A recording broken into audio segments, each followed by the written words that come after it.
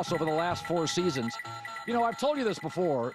I love you, man. And you did something this week that I think you are very willing to talk about the demon that you've overcome. You've been very willing. There was a picture you put on your Instagram, so I'll ask you about it because you put it out there first. I wouldn't otherwise. But I've talked to you about this before, and there are people right now in this country struggling with what you were struggling with. Do you remember the day that you just said, I'm over this, I'm going to change my life? Do you remember that day? Absolutely. Absolutely. First off, Colin, it's great to see you always. You know, you're my guy. But yeah, man, I'll never forget it. You know what I mean? That was the biggest day and most important day of my life, you know, besides the day I married my wife and the day my daughter was born. I wouldn't be here in this position if I didn't make that decision for myself and my family, you know, to get healthy and put myself first and get the help I needed. So yeah, man, it's been a hell of a journey ever since. It's been 5 years already. It's crazy how time flies. Do people ever come up to you and thank you for your messaging and willingness to talk about it? Yeah, all the time. You know, my first year, once I got a year of sobriety, that's when I came out public about it. Yeah. Because honestly, I had a guy like Darren Waller in my locker room who was very public and open about it. And I was kind of terrified to, you know, tell people that, you know, I was an addict and I was going through what I was going through. But seeing a guy like that and talking to other people of big influence, you know, talk about their struggles and be open about it, I think it was super important because of my platform and how I can impact others and give back. Because, you know, a lot of people don't like to talk about it, but there's millions of people suffering from addiction. So very open and honest about it. And I think that's the most important thing. You know, you live one life, and, you know, as many people as you can help is the best thing you can possibly do. So that's what it's all about. So you are now in the best division in football. It's crazy. I mean, look at the coaches: Sean Payton, Andy Reid, Spags, Jim Harbaugh, Jesse Minter. Now you have Pete Carroll and Chip Kelly. So when Pete speaks to the team or you individually for the first time, what was Pete Carroll's message? Compete. You know, he talks about it all the time. No matter what we're doing, we're going to compete. We're going to have fun when we do it.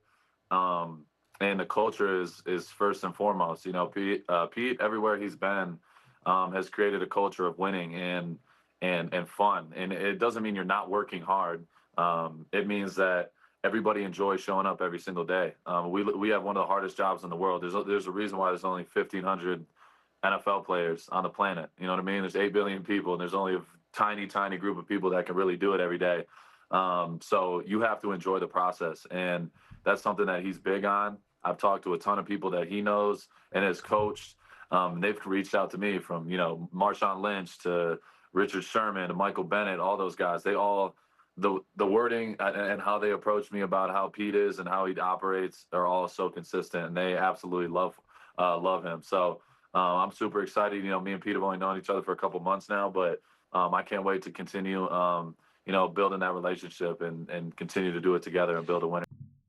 Yeah, I think, there's a few things that I want to address there, but I just love that the first thing you said was compete, which is so funny because that's exactly what I've been saying, honestly, about the Raiders. I was like, you get to compete. I actually just made a video. I'm not sure. I'm recording this video on Friday, and so you know, these videos will post on Saturday and Sunday, and so I'm not sure which order it's going to be. But I just recorded a video prior saying how this division, like the Raiders now, like they can compete. Like there's and wow, now when they play a team like the Kansas City Chiefs or whatever, like it actually matters. There's stakes. There's actually stakes involved, right? Like it used to be like where it was like, okay, yeah, maybe you beat the Chiefs or something like that, and that's like cool and, you know, nice to be able to beat them. But like, you know, are you going to be able to get into the playoffs? And if you get into the playoffs, like, do you really believe that you're going to be able to like make some noise, do some damage? You know, probably not.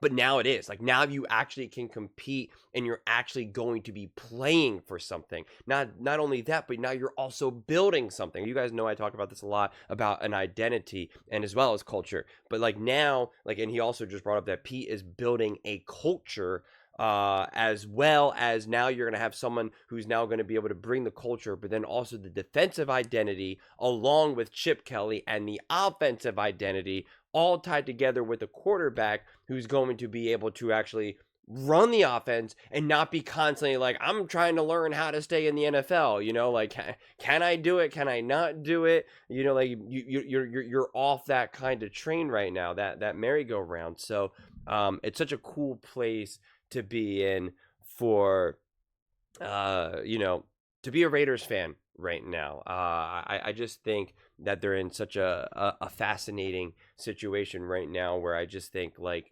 listen, again, do I think that the Raiders are going to start this season off and just be dominant and just shock every single team under the sun? Probably not. But do I think that they should be trouble for essentially every single team they face? Like, yeah.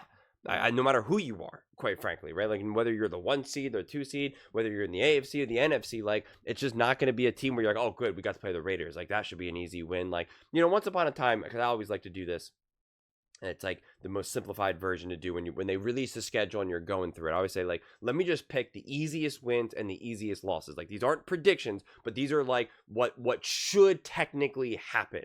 Where you're just like, okay, the Eagles are going to beat the Giants, and the Ravens are going to beat the, insert another random team, the Panthers or something, right? Like, just like the easy wins, even though we know it doesn't always unfold that way. And yeah, for a while you can kind of be like, the Raiders they're most likely, this good team's most likely going to beat them. And you, as the Raiders know, like, yeah, you can shock a team, you can beat the Chiefs, you can beat the Ravens, etc., etc. But again, it didn't hold a lot of weight. Now it feels like that these wins can actually hold a lot of weight, and you can kind of now go back. If you are looking at a random team schedule that has to now face the Raiders, you can't just say, oh yeah, now they're going to beat the Raiders. You're going to be like, I don't know how this game's going to unfold. Like, the Raiders will be a tough out. That's a toss up. And again, these are like the super early predictions when the schedule gets released. And I think, like, at this point, we always talk about the NFL being like a league of many steps, and it's like, that's the step in this right direction that you're taking, where it's like, okay, like, we matter now, right? Again, how much do we matter? Time will tell. But, like, we matter. This is not a team that you can just easily overlook. And this is not a team that, in theory, especially with the coaching staff now, they should know how to actually win games, right? I feel like in years past, this team hasn't actually known how to win. Of course, they've won games, but it was just kind of like, yeah, we won, we were better than the other team. It's like, now you actually will understand how to win, why you won, why you lost, and it'll be beyond just surface level stuff.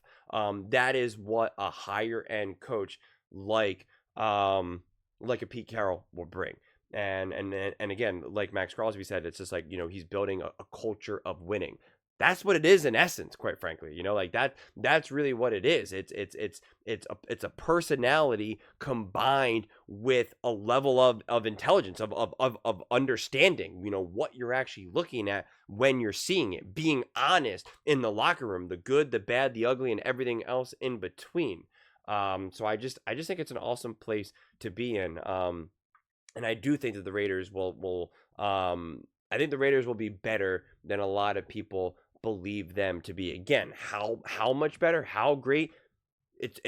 We still have a whole draft. We still got plenty of time to unfold. But I do think that this team is, they're not trying to mess around, right? They're not trying to be like, oh, we're trying to build something together, and you know what, we kind of secretly want to lose, and because then we'll get a better draft pick. Like, I don't think that's the case at all. Like, they're ready to rock. They're trying to make moves right now. They have the leaders in the locker room. They have the leaders on the field. They have the leaders off the field. They have the coaching staff. Like they check those boxes. They really, really do. And we've seen the Raiders really lose in some pretty bizarre ways over the last, X amount of years. And I just feel when you have just at the minimum the coaching staff that you have right now, like, that stops.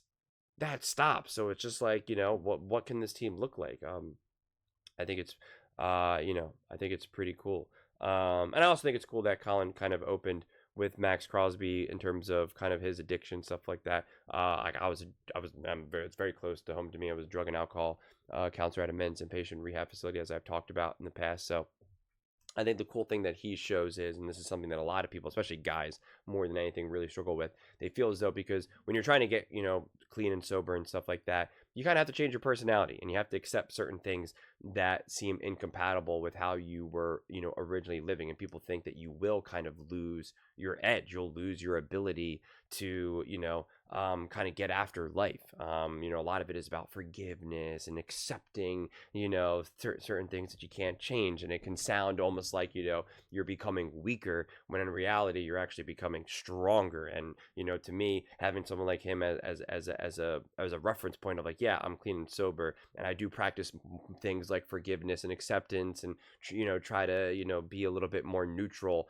in everyday situations. But at the same time, I'm still more than capable of knocking your head off and attacking it, getting after it, at work, in life in general, and all of that. So I think it's pretty cool. And the other thing that he talked about, which has always been a pet peeve of mine, of programs like AA and NA, Narcotics Anonymous, Alcoholics Anonymous, is that it's the anonymous part. Because he said, oh, you didn't want to talk about it out loud. And it's the one thing that really drives me crazy, is that in A and NA specifically, they teach a lot called like the disease model, which is essentially like, hey, like this is like a disease. This is not like, a moral failing. It's just like, you're, especially in A, they teach essentially that like you're allergic to alcohol and stuff, and it's no different than having like a cancer diagnosis.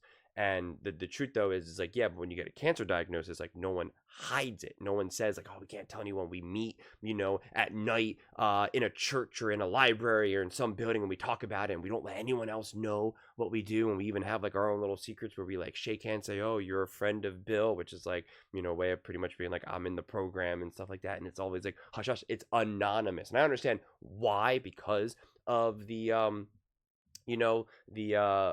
I can't think of the word that I'm looking for, but essentially because of the perception of it and all. But like that, things like this is how you break the perception. We're like, yeah, I can't drink. When I drink, things get crazy. And just like, oh, okay, cool. And just like understanding that, and not having it being like, yeah, oh no, so-and-so can't drink because he's an alcoholic. Like I feel as though when you get rid of the anonymous aspect, and you're just like, yeah, alcohol, whatever it doesn't sit well with me, then more and more people would be more open to kind of, getting that help.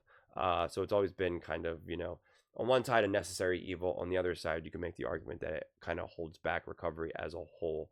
But I do think it's always cool when people like that kind of come out there, speak about their issues, especially are very honest about the ups and downs of the process and all of that. So again, kudos to Colin for, not skipping over that aspect. And again, also Maxx Crosby, because he could easily just hide that, not talk about it, discuss it, just kind of do his own thing. It's not, it would be incredibly easy for him just to, keep on keeping on, but to be kind of so visible about it, I think it actually does matter, because again, working at a rehab scene, a lot of people really struggle and suffering. You're looking for inspiration in any case, and you're watching a lot, and especially there's a lot of guys who are 25, 30, 45, but they have the level of maturity of like an 8-year-old. I'm not even exaggerating. Like it's the unfortunate reality. And so pointing to someone like a Maxx Crosby, I can guarantee you at the rehab that I used to work at, I can guarantee you they use someone like a Maxx Crosby as a reference and be like, look at Maxx Crosby, look what he did, and he was able to be, he's in the NFL and this, that, and like it matters. Like it's actually inspiring, motivating, and it actually matters more than I think even someone like Maxx Crosby could honestly even understand. So I think it's pretty cool. I really do. That's just like a little extra aspect of this conversation. So, but yeah, in summary, Raiders good, drugs and alcohol bad. But those are just my thoughts. I'd absolutely love to hear yours. What do you guys all think about the Raiders? Moving forward, building a culture of winning and competition and competing and relevancy. Let me know in the comments below. I read every single comment. It's whether you agree with me or disagree with me. Either way, let's get in some discussions. Let's get in some fights. But ultimately, let's just have some fun. And please do consider subscribing. We're building an amazing community here. I absolutely love to be part of it.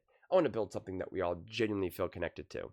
Something that we're really excited to be part of. I think we're on our way to doing it. And please don't forget to give this video a thumbs up, as it really does help with the visibility and the algorithm. Thank you so much. See you next time.